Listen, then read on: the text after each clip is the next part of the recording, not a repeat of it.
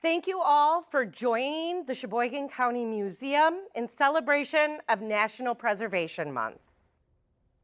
We are honored to collaborate with Badger Talks, a program of the University of Wisconsin-Madison connecting communities throughout the state with UW staff to spark conversations and engage residents. This evening, we are joined by Professor Sarah Ann Carter to explore the importance of preserving material culture for both our community and our collective experience. Dr. Carter is the Executive Director of the Center for Design and Material Culture and an Associate Professor of Design Studies in the School of Human Ecology at the University of Wisconsin-Madison, where she teaches courses on historic interiors, the material culture of childhood, and material culture theory and methods. She previously served as curator and director of research at Chipstone Foundation in Milwaukee, where she collaboratively curated many museum exhibitions and led Chipstone's think tank program in support of progressive curatorial practices. An author and editor of numerous material culture histories, her newest book project is entitled Museum Feelings, an Emotional History of the American Museum. Please join me in welcoming Dr. Carter today. Thank you. So thank you so much, Tamara, for that lovely introduction. And thank you all so much for inviting me here today to deliver a Badger Talk. It's really quite meaningful for me to be here in Sheboygan because the last time I was here at this museum, almost a decade ago, I had the great pleasure of seeing this object that has stuck with me now for almost 10 years. And I actually get to talk about that today. I got to do some research on it. And so you will know that object when you see it in a little while. It's been really fun this week getting to know that thing a little better. It's wonderful to be with all of you. So as we begin, I want to acknowledge the place where I'm really privileged to work, which is Madison, or DeJope, as it is also called. And I want to just take a moment to share with you UW's commitment to understanding basically, how the colonization that we all still live with today informs our shared future of collaboration and innovation. And this is a plaque that's on Bascom Hill. And it's really important to think about how, this history of colonization that we live with informs this shared future of our collaboration and innovation with the Ho-Chunk Nation. And today, UW-Madison respects the inherent sovereignty of the Ho-Chunk Nation, along with the 11 other First Nations of Wisconsin. And in particular today, standing here in Sheboygan, that means acknowledging the Ho-Chunk, the Potawatomi, the Menominee, the Oneida, and the Ojibwe people along the southwest shores of here in Lake Michigan. So my talk today is part of a very special Preservation Month series here at the Sheboygan Historical Society. Your wonderful curator, Tamara Lang, will be talking next week about how you physically care for collections here, okay? How you physically do that work both here and at home. And today I have the job of talking about how we intellectually care for objects, okay? I have the job for talking about the stories that we care for when we care for collections. And this is a topic that's really been at the heart of my career for the past 2 decades as a curator and now as a professor and center director at Madison. So in my talk today, I'm arguing that the intellectual and cultural care of objects, in effect, carrying the stories embedded in things through time, allows objects to help us connect past, present, and future. And it's a vital part of collections care work. And this is work that we can all be part of, okay? We can all do our part to support these stories in our communities. By caring for objects, museums care for stories. And I believe really firmly that by caring for stories, we care for people in our communities, okay? And so caring for objects and caring for people are actually connected. And I truly think of material things like the treasures in this collection. I think of them as time travelers, creating an opportunity for a rooted, community-based connection across time. And I really want to thank Tamara for very generously helping me access and research 3 fascinating objects from your collection that will be woven into my presentation today. So, as I said, I come to you from the University of Wisconsin-Madison and from the Center for Design and Material Culture. I'm a professor in the School of Human Ecology there, and I run the CDMC. The CDMC, Center for Design and Material Culture, is a place that really strives to be a hub for material culture and design, both on campus, nationally, and also internationally. So we really root our work in the study of material things and in the design and creation of meaningful objects, connecting people and things in lots of different ways. Our center is also home to the Helen Louise Allen Textile Collection, which is an absolutely amazing textile collection of more than 13,000 objects. And this collection has been around and been part of UW for more than 50 years. And we just recently did a full inventory of the collection. And when you look at these pictures, don't worry, it does not look like the image closest to me anymore. You know, this was from decades ago, but keep images like that in mind when you get into the kinds of collection care work I know Tamara is going to be teaching you about, right? What does it mean to truly care for objects and to have objects in the kinds of storage contexts that can really help us keep them for the future? Now, in the CDMC, we engage in a whole range of research projects related to material culture, textiles, and design. We have a lot of different kinds of student opportunities around these various topics, and we actually invite in more than 50 classes every year into the center to do this work, from maybe expected classes like my design history classes to maybe unexpected places. For example, every year we have a financial coaching class that comes in to work with our collection, because investigating an object can help you understand what people value, right? A central skill for a financial coach, right? So we love to think of creative ways to use our collection and connect across campus.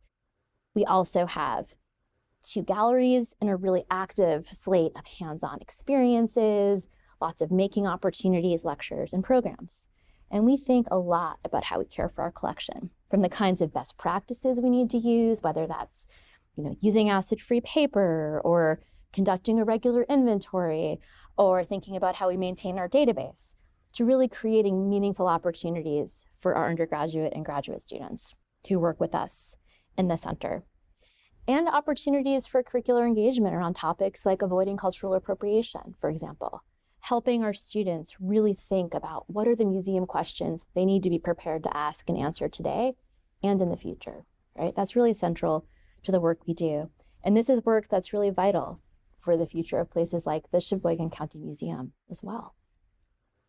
So we're going to be rooting our discussion today in the early history of museums to help us really think through some strategies for understanding how we can fruitfully approach objects in museum collections in order to understand how the kinds of treasures that we're going to be talking about today from this collection, treasures like this awesome, and when I say awesome, I mean huge, seed wreath that you see here in this image, treasures like the detail I'm sharing with you of this really wonderful, charming, incredibly important signature quilt from the 1940s, and this hunk of wood at the bottom of this slide, which I'll talk more about in a little while. We will think about these treasures, and we'll think together about how the histories of museums, as well as methods from material culture, can help us understand and make sense of these objects, can help us connect these objects to stories in meaningful ways. So, to begin, I like to go way back to 1655, back to one of my favorite images of a museum. This is Ole Worm's museum, Wormianum in Leiden from 1655. And Ole Worm was a professor, probably nothing like me, but also a professor. And he had this museum, this collection.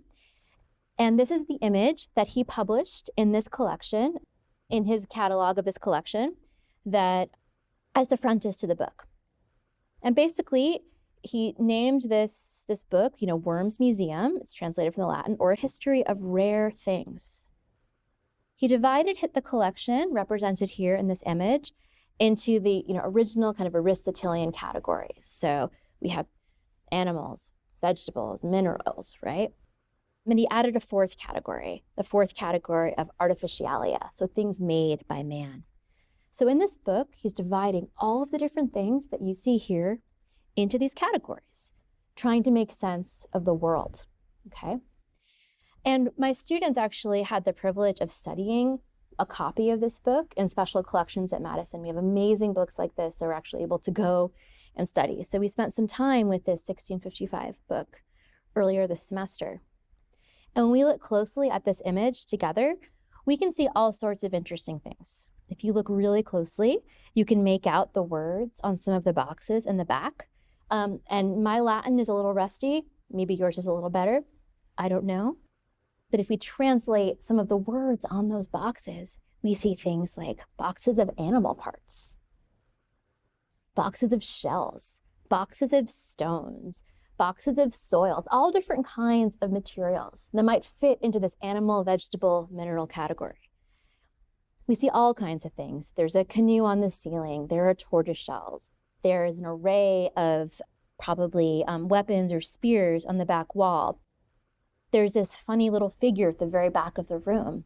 It's an automaton, so a clockwork figure that could move. These are pretty wondrous, interesting things, all brought together in this collection. The collection further can come to life for us when we look at this really wonderful work by contemporary artist Rosamund Purcell, who actually recreated Ole Worm's Museum in 2005. Now, I love this installation.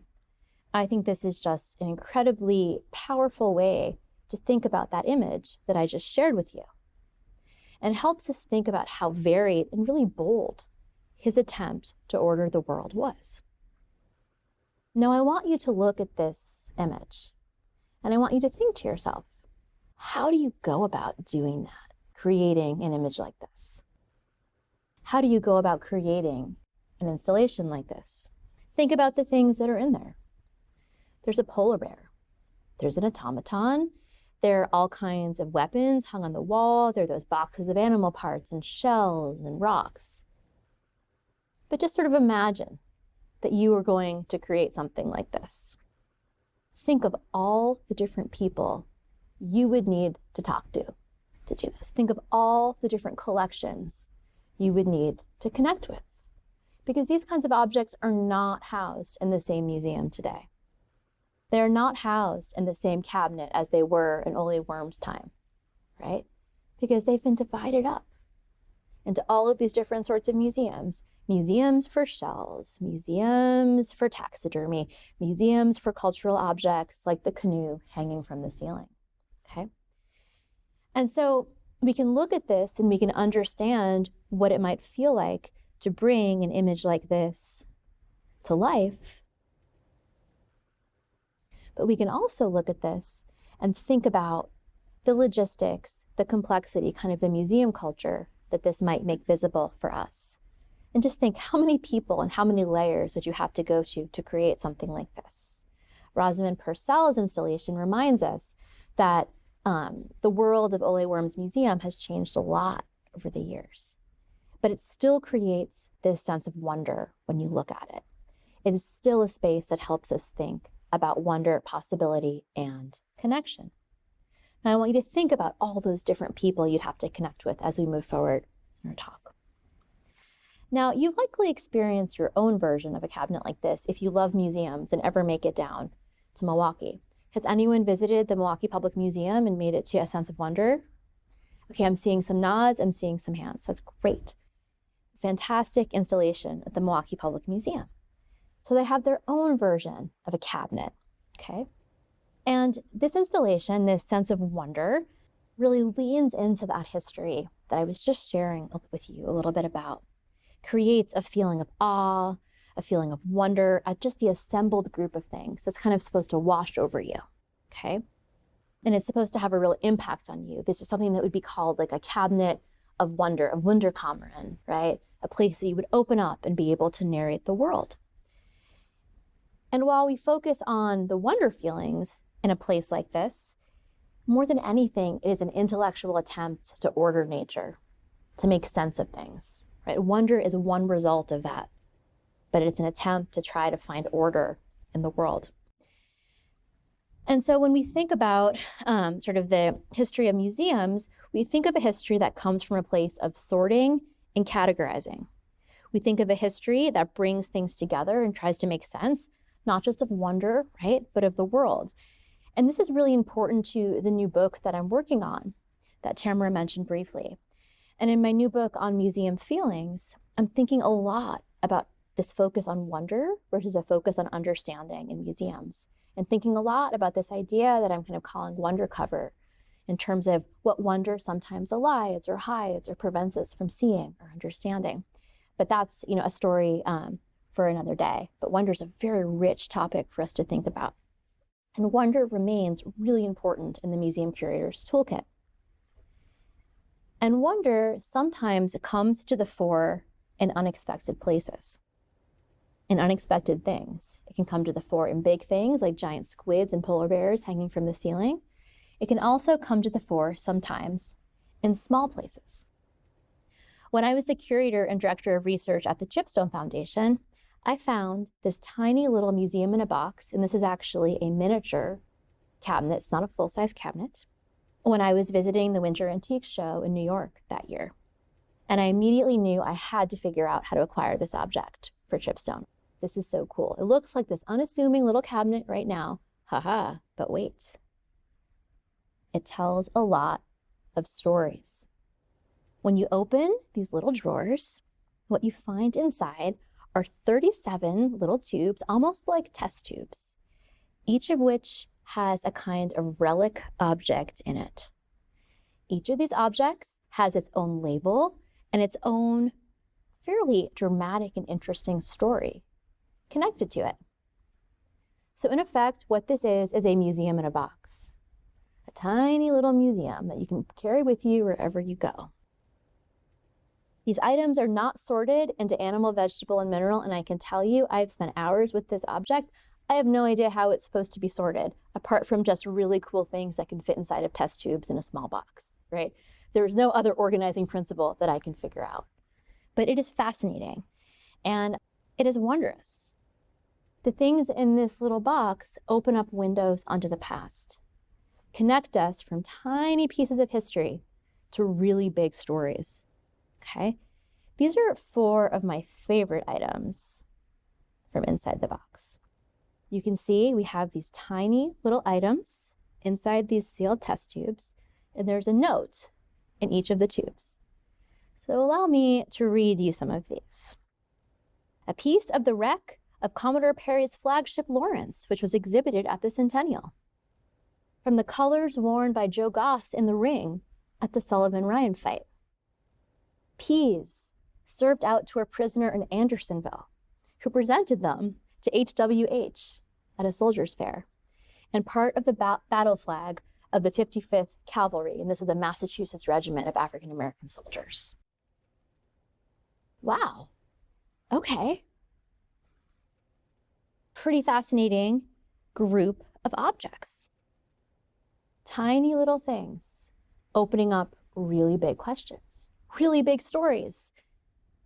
But part of what's so interesting to me about it is you need the story with the thing, right? You need that little piece, but you also need the carefully detailed label that goes along with it. The thing and the text have to stay together, because without these labels, we end up with, a few peas in a little glass jar. Like, what's the story? Like, we don't know what's going on. We need to keep that story and that object together, right? And when we think about these 37 little vials brought together in this cabinet, we can begin to recognize that, these peas, this feather, these important pieces of cloth come together to do something important, creating this little museum, this little window onto the world in this late 19th century moment, likely around the centennial in 1876, when this was brought together. It's another version of Ole Worm's cabinet, another way of thinking about what does it mean to create a collection. And I immediately thought about this little cabinet, this little museum in a box, when Tamara kindly shared the first ledger book, the Sheboygan County Museum, with me. Initially, this museum, started off as something supported by the Daughters of the American Revolution. And so this is the original Daughters of the American Revolution object ledger. And I'd like to invite us to look closely together at the objects that were first acquired by this museum. These objects are quite varied, but each of them is closely connected to a story. And one of them is very similar to our museum in a box. The first object on this ledger book is a piece of wood from historic battleship Niagara of Commodore Perry's fleet, which has lain for more than 100 years at the bottom of Lake Erie, given by Mrs. P.H. Peacock. Now, from what I've been able to learn in just a few days, Mrs. Peacock is a completely fascinating person, but that's a story probably for another day. But if we continue down this list, we have a powder can. There is a copy of an important newspaper article from 1803. We continue on. We have another newspaper article from 1865, an important picture from early Sheboygan history, a railroad timetable, okay? A real array of things that the founders of this museum thought, this is a story. This object is a touchstone that can open up a world, that can open up a possibility. We need to save it, we need to catalog it, and we need to build and create something around it, okay? And so we can think about that little museum in a box. We can also think about this much larger museum context that we're part of here when we think about valuing these things. This, we believe, is that piece of wood that started off this whole collection. And as you can see, like those Andersonville peas in that little test tube, it would be hard to know without this context. It would be hard to know exactly what we're looking at. Without it, it's a log. It's a piece of wood. And that story becomes just as important as the thing itself.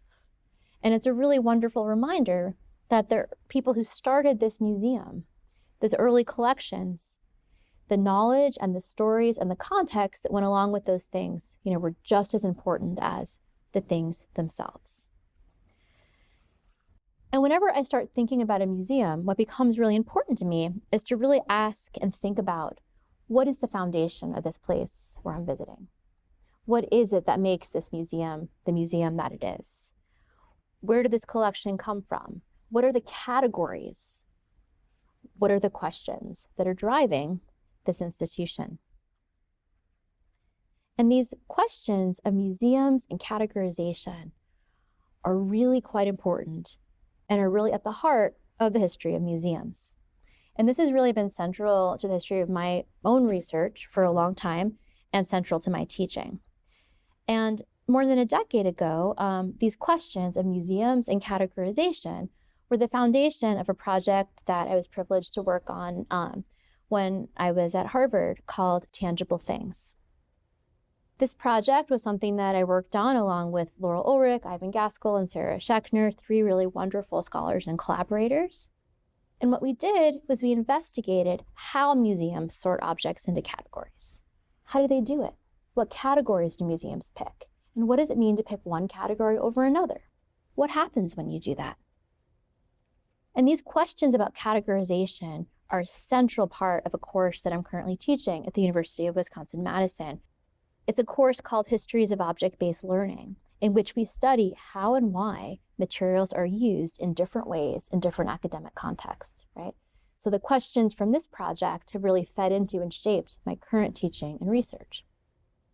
So going back to Tangible Things. Tangible Things looked to people like George Brown Goode, who was one of the leaders of the Smithsonian Institution, to think about how museums sort things. Goode created these 6 different categories, which he said all museums are one of these things. There's a museum of art. There's a museum of history, museum of anthropology, natural history, technology, commerce. Museums are sorted into these different categories.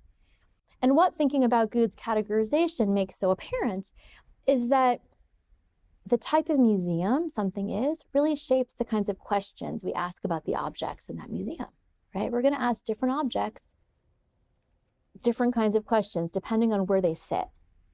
And one of the challenges with a material thing versus something like a digital file is it has to sit in one place. It has to be in a museum, right? It can't live in lots of places. It is a thing in the world, right?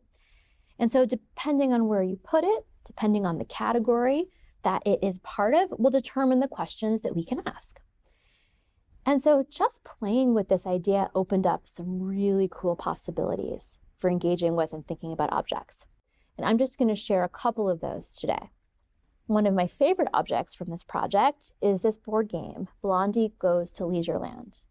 Some of you may be familiar with Blondie from your cartoon reading days, which perhaps they're today. Perhaps you're all still reading Blondie cartoons. I hope you are. But it's this really fascinating object because we could look at it and be delighted by the graphics and by its connection to, Blondie and Dagwood and these cartoon characters. But we're also, playing a game, just thinking about childhood. But then we can look at it and think to ourselves, how does Blondie get to Leisureland? Well, she gets to Leisureland through, surprise, surprise, rural electrification. That's how Blondie's going to get to Leisureland.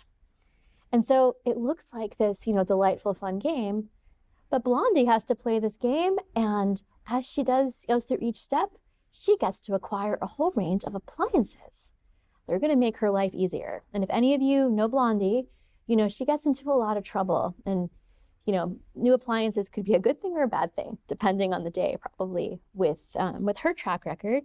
But rural electrification is a key part of this, right? So there's a history of technology strand here, okay?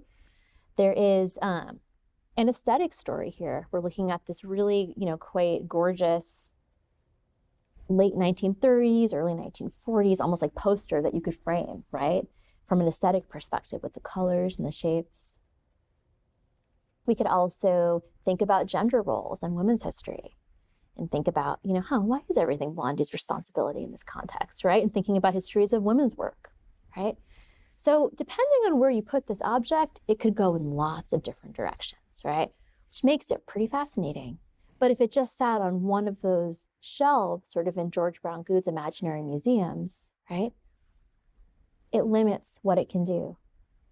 Another object that we thought about in this project that opens up those kinds of doors is this beetle necklace or bracelet, which I think is just gorgeous. So this is something, it's probably from either India or Myanmar, we're not sure. And it's in the collection of the Peabody Museum of Archaeology and Ethnology. But it's a bracelet, it's a piece of jewelry, right? It's also 5 insects. It also has a really fascinating aesthetic. It's something beautiful. Could it be a work of art? Is it a work of history? Is it a work of culture? Natural history. Are we looking at insects that we could connect to a natural history collection, right? What is it? It's a category crosser. And in crossing those categories, I think that's where we kind of feel that sense of like, wondering, pondering, thinking about the connections that an object like this could help us make, okay? And so this way of thinking about things opens up these possibilities for us. Now, there's an object in this collection that is also very much a category crosser. And I think it is an absolutely wonderful thing. And this object, maybe some of you know what it is, but look closely. And as you look closely, you might begin to see some of the tiny little pieces that form this lovely floral wreath. It's made out of seeds, and it is huge. This was the object that I saw here almost 10 years ago, that when I had the chance to talk to Tamara, I said, I think I remember this giant seed wreath. That's yours, right? You have it. And she's like, oh yeah, it's ours. Yeah, let me see. And it was wonderful to learn a little bit more about it. But looking at this object, is it a work of history? Is it a work of art? Natural history? Economic botany? What is it? What is this thing? Okay. And frankly, the path that we choose to go down as we explore it, that path is going to determine how we shape its story. It's going to determine the story we decide to tell about it. Okay.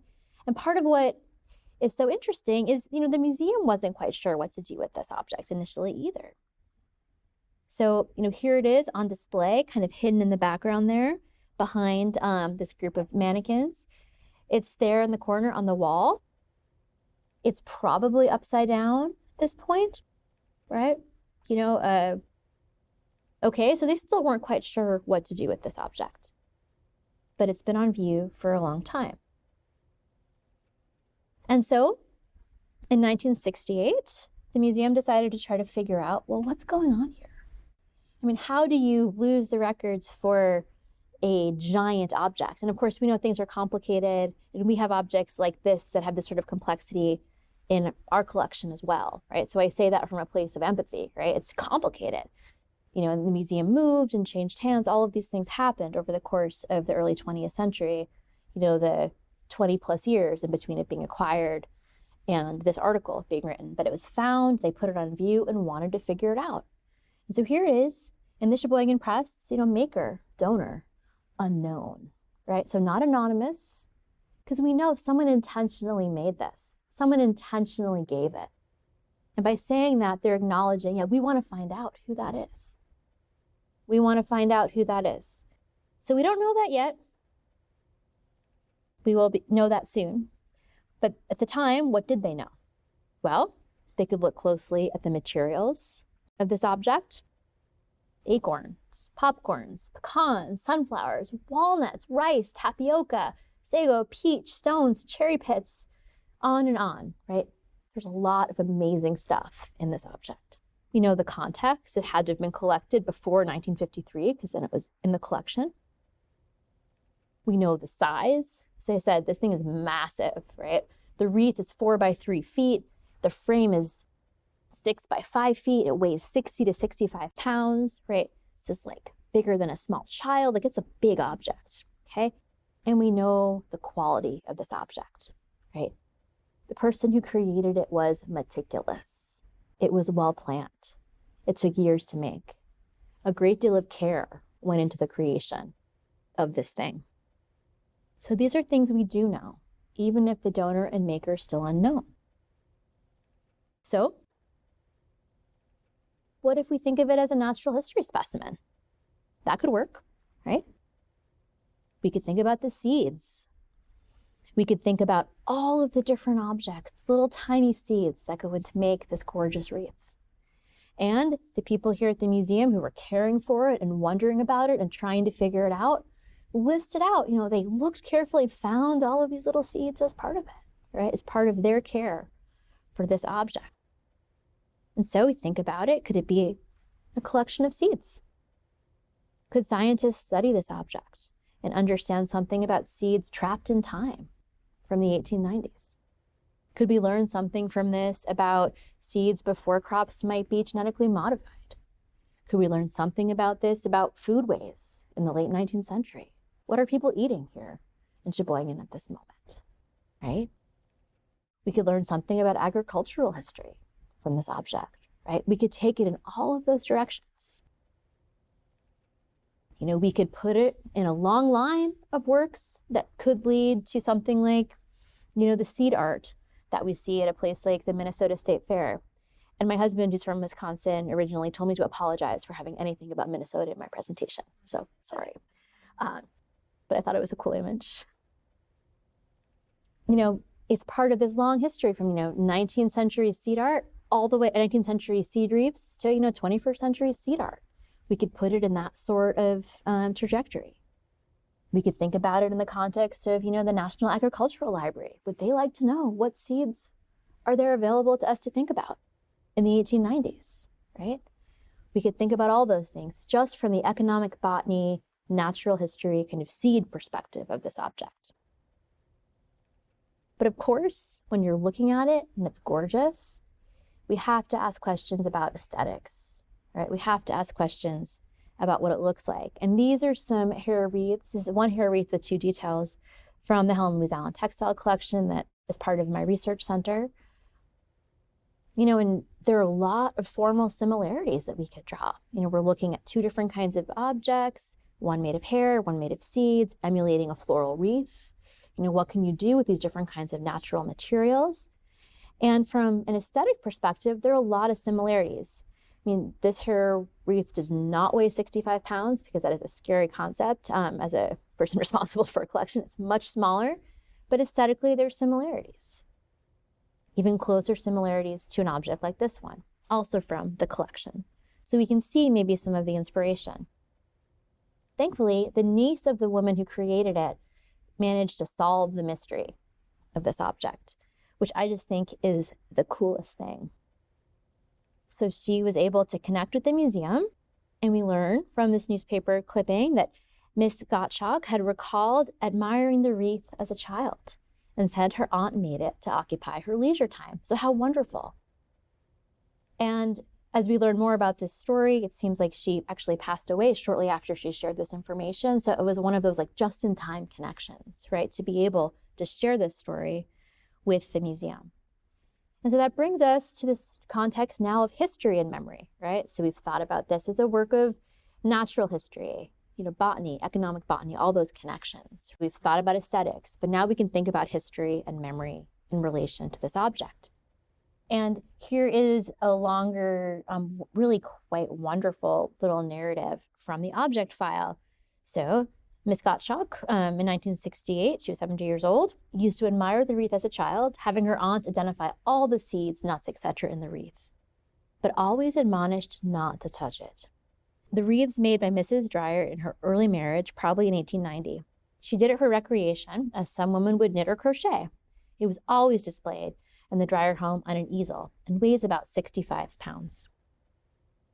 So reading this closely, this jumped out at me. This is something she was doing for recreation, a kind of fancy work, right? Like knitting or like crochet. Okay, so we understand this is her creative work.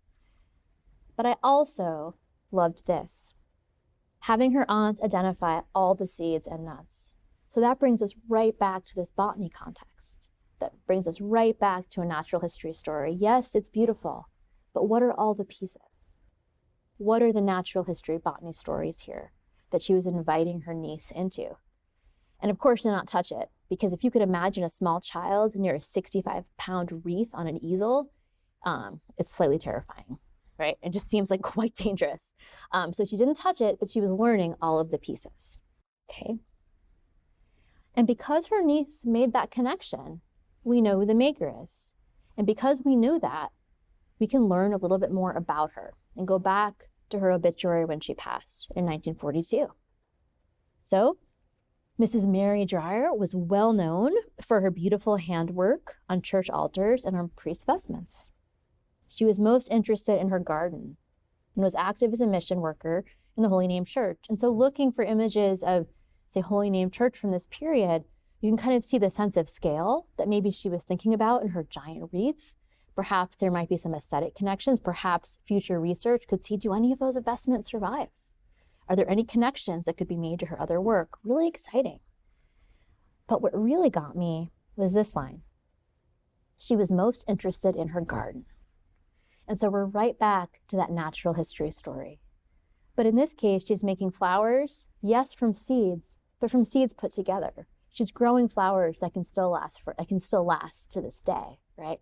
So imagining this woman from the 1890s to the early 1940s, gardening in a way that will last for decades, right? It's pretty beautiful. And it reminds us that these categories keep crossing, keep moving. As we think about the kinds of categories that something like this seed wreath fits into, we really quickly are thinking about art and design, history, anthropology, natural history, technology, commerce, and even something a little more, that emotional connection of understanding. She loved her garden the most, and here is a garden that will last, that we can still enjoy from seeds that she created and put together but didn't plant. So we can also get to some really poetic places when we allow these categories to cross, and to think about how these questions can talk to each other in meaningful ways.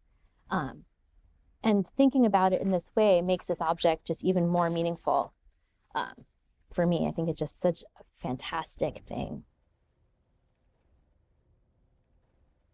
Now, thinking through categories like these can help us get to the stories we want to tell, and that's part of how we care for objects.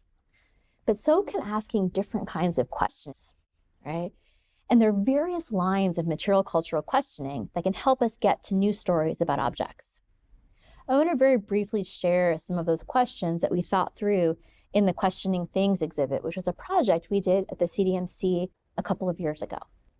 And for this project, what I did was I invited my colleagues and alums of our material culture program to share questions about the objects on view, acknowledging that if I were to do it all myself, I only have one perspective. One of the strengths of material culture scholarship is that you can bring things from multiple perspectives, multiple voices. It is naturally collaborative.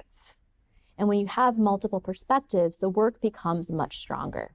Okay, we often think of collaboration maybe in the sciences, but collaboration in the humanities also invites much stronger and more exciting and more rigorous work.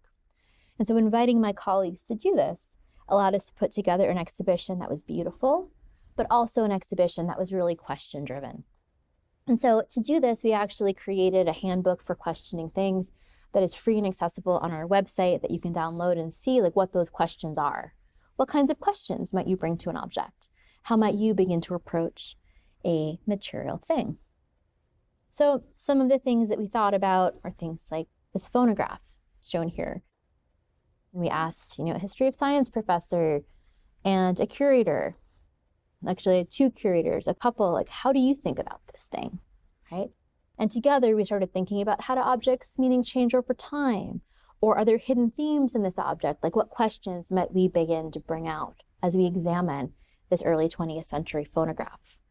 An incredibly cool object that was actually sent by Thomas Edison to Madison for use in the physics department. Fascinating provenance. You could stop there, or you could keep asking more questions, which they invited participants to do. Or in a totally different category of questions, we could think about how do artists see things? How do makers see things? Inviting our visitors to, sketch what they see, to pick a detail, to look closely, to draw it, right? To think about close looking as a line of questioning. And I couldn't resist putting this image in because it shows more of our 19th century wreaths, as well as two wreaths that are the framed pieces made by contemporary artist Martha Glowacki. So reminding us that contemporary artists are also part of this conversation, right? And can be in really wonderful ways with our historical collections. We can also think about how maybe inviting students into this work can help us do interesting things. In this case, we left one drawer empty, and my colleague, Professor Marina Moskowitz, had her students basically curate mini exhibits throughout the semester in conversation with the larger project. Or of course, thinking about exhibitions and works on view through your body, right? Actually trying things out, touching things, engaging physically with things. That's a whole nother line of questioning. So the idea here is that these different lines of questions, these different ways of engaging with things are designed to really get your creative juices flowing as a researcher, right? Because research should be creative. Making connections and engaging with objects should be something that allows you to creatively connect things and to think about how we might tell meaningful stories with the things that we care about. And I really think that this kind of approach invites an attentiveness to material things that I see as really closely related to care. Right? When you're attentive to things, when you're asking questions, you're also caring for those things. And that ethics of care, I think, is part of what we do as museum professionals when we think about our collections and the communities we are privileged to serve. And this item in your collection, which is also, here in the room with us, what a treasure. It invites this kind of attentive care. I think it really invites this kind of care. This object, the Kraft Cheese House Gang signature quilt from 1942. to 1999, 1942/1999, which I will explain in a little bit. So here's what we know about the woman initially responsible for this object. Here she is, Julie Powell, née Scrooba, in her Kraft cheese uniform in 1942. And there we also see an image of her square from the quilt. And here's what we know about her from the museum records. A single mother of two, Julie Powell commuted to Plymouth every week, leaving Sunday afternoon and returning Friday evening. Her mother and father, Franca and Blas Scrooba of Sheboygan, cared for the children, Charles and Sharon, while Julie made her living in Plymouth. During the week, she stayed in a rented room and remembers that most of the women she worked with at Kraft were from rural farms in the area. So this object, this image brings us to a very particular moment in time, a very particular moment in Julie's life, a very particular moment in American history. And so that's one line of questioning that we could pursue. We could think about historical context and really try to dive in to think about women at work on the home front during World War II. So we know that in this period, many women started working in new ways.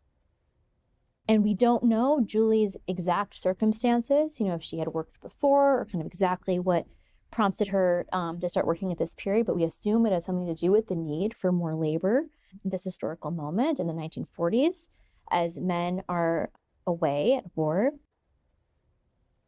But we do know for sure that she was supporting her family and contributing to the war effort.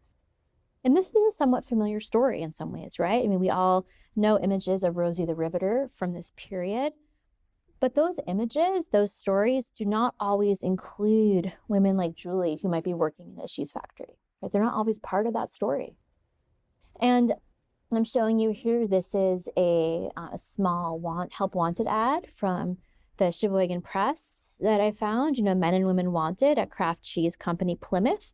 Starting wages, men, 58.5 cents per hour, women, 44 cents per hour. Apply there. So we can also sort of think about what is it like to be a working woman at this moment when ads like this are part of the culture, where men and women are routinely getting paid different amounts, right? And then looking at these two images from just a little bit earlier this year, these photographs are centering and naming the male factory workers kind of in the foreground of the images, but look closely. And you'll see in the background a woman in each of these images. In the bottom, a woman wearing a uniform not unlike Julie's. But they're not foregrounded in these stories, right? They're receding into the background. These stories are not often told, right? So Julie ends up leaving this job in 1943, and she gets married again. But in the next year, we see even more conversations and newer conversations with a different tone about what it meant for women to work as part of the war effort. So this is just the next year. In the Sheboygan papers, ads for women working in places like Kraft changed dramatically. We don't see that same kind of ad describing how much men and women are going to make, but suddenly women are wanted for essential war work. The hours even are shifted, so you could do this work while your child might be at school from 8:30 to 2 p.m., like trying to really think dramatically, how do we do this, right? But there's a shift in tone. There are posters like this really quite fabulous, Soldiers Without Guns image. We start to see new conversations about women at work. So you could go down this line of questioning. This is a rabbit hole you could follow to think about Julie's story, right? But we also know that Julie made wonderful friends while at Kraft. And as her daughter-in-law remembered years later, she wanted to have something to remember them by. And so what she did was she asked each of these friends to embroider one cotton square with their name on it, and the finished blocks were to be made into a friendship quilt, which would commemorate their time at Kraft. Now, as I've been able to figure out in my research in the 1940s, there were a lot of friendship quilts circulating in Sheboygan. There was one made, by a 4-H club in 1942. There were quilts made for wedding gifts, as raffle prizes for various women's organizations. this was something that was a pretty popular thing to do. So why not have the Kraft Cheese House gang make a quilt to remember their time, commuting into Plymouth, commuting on a Friday, on a Friday, on a Sunday to a Friday to do this work. And so that's something that she asked her friends to do. And maybe she was inspired by, other quilts. Like this is an example of an album quilt from 1943, quite similar to the eventual result of this quilt. This was made by a group of cousins in Ohio, with each cousin creating a square that was then quilted together. So another kind of line of work that we could think about is comparison. Another line of questions. What about similar quilts? What else is happening? Are other people making similar objects? Or a quilt square in our collection, also from the mid-20th century, thinking about these signatures on this quilt square. So we could think about, textiles, community, context, similar sorts of objects. So back to the quilt, we also might want to ask another line of questioning, how was this made? Okay. What was the process that was used to create this object? Each square is different. And I was excited to actually find some transfers that were likely used on quilts like this one to help create the various images that we see on the different squares. So there were a series of transfer prints, basically early iron-on transfers, that came with a subscription to the periodical Aunt Martha's Work Basket. These were called Numo hot iron transfers, and each one had different patterns. You could use them multiple times, they could be reused, they could be traded, you would get different patterns every month.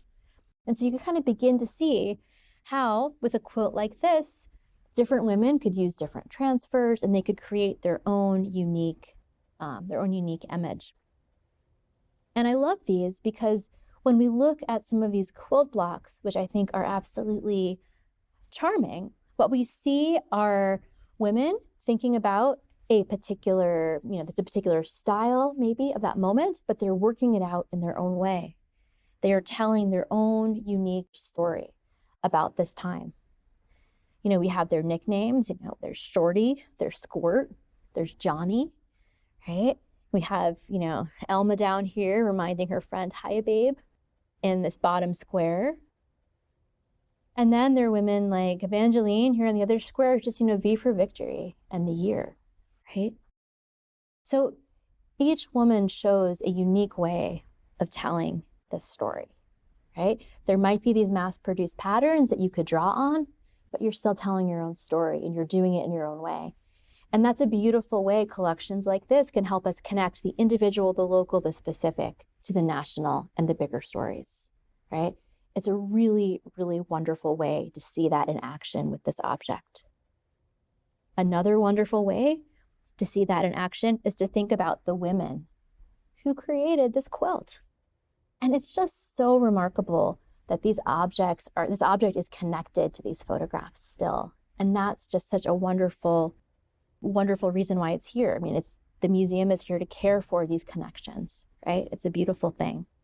So the women that we see here, this network of women, created this object from very particular circumstances, a particular moment in time that allowed them to tell their stories. And the women here in this photograph, Alma, Lucille, Irene, Shorty, Tuttle, Marie, created a number of those squares below. Lucille apparently did not get her quilt square in, and I have much empathy for Lucille as I was going through this. I was like, oh, she doesn't have one. It's okay. But I was like, I feel like that might be me. But how wonderful to connect these images with these objects in this way.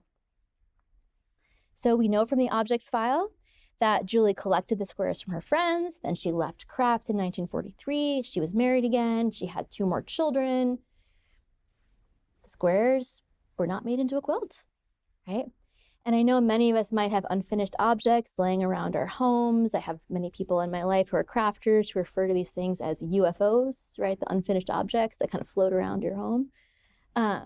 So we understand these things happen, right? And they ended up in the attic where she found them at age 82, decades later, okay? And it was her daughter-in-law Terry Eric, who actually completed the quilt for her and donated it to the museum in 1999, which I think is just such a beautiful story. So this album quilt becomes a really beautiful metaphor for the work that museums do, right? They can keep and share stories. They can put pieces back together. They can help surface complex histories that might need to be investigated. I kept thinking, I wouldn't have gone back to something like that really dramatic pay disparity. I wouldn't have been looking up that topic had I not had this quilt to send me down that path, right? A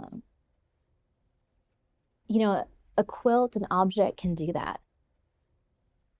Objects like this can become prompts for stories that might otherwise disappear, right? And it's so wonderful to have them here.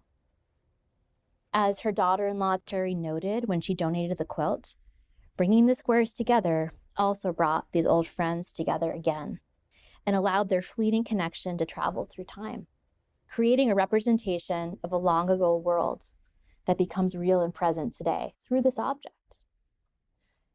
Now we kind of get to this point by thinking about all of these different material culture approaches, right? Historical context, comparison, thinking about process and making, thinking about this object as part of a network of things and people, and the work of care that both Terry and this museum did to make sure this object got to this moment. But these are all different material culture approaches.